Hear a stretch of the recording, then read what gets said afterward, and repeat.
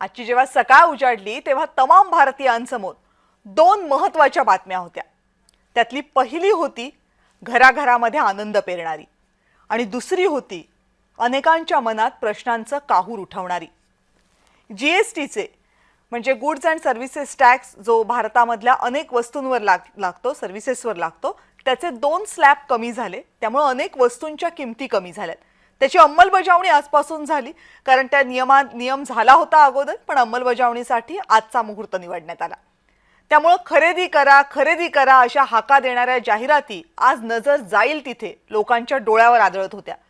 अगदी महागड्या गाड्यांपासून ते स्वयंपाकघरातल्या दुधाच्या पिशवीपर्यंत सगळं स्वस्त झाल्याच्या जाहिराती दिसत होत्या।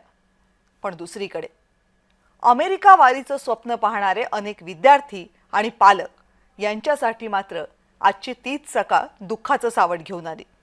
कारण H1B विजाचा आधार घेऊन अमेरिकेत डॉलरवाला पगार मिळवण्याची स्वप्न पाहणाऱ्या अनेकांच्या स्वप्नांचा चक्काचूर करणारी ती बातमी।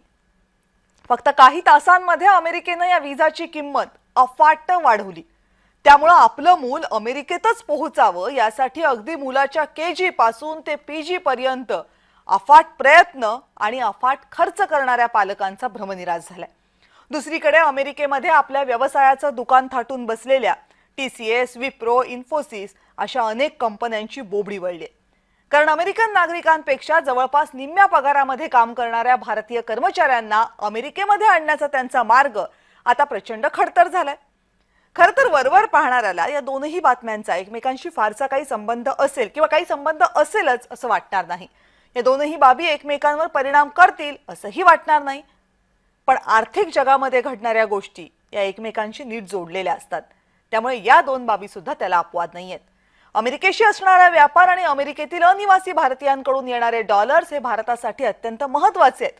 डोनाल्ड ट्रम्प यांच्या अध्यक्षपदाच्या दुसऱ्या कार्यकाळात त्यांनी भारताच्या या दोनही शक्तीस्थळांवर थेट घाला घालायला सुरुवात केली। त्यामुळेच एकीकडे टॅरिफवर विजा संदर्भात भारतानं अमेरिकेशी चर्चा सुरूच ठेवली आहे, पण ते असतानाच देशांतर्गत आर्थिक बदलांवर भर द्यायला सुरुवात केली आहे। अमेरिकेचा व्हिसा हा अनेकांसाठी सुखी आयुष्याचा, संपन्नतेचा आणि आनंदाचा राजमार्ग असतो, पण हाच व्हिसा आता आवाक्याबाहेर जातोय।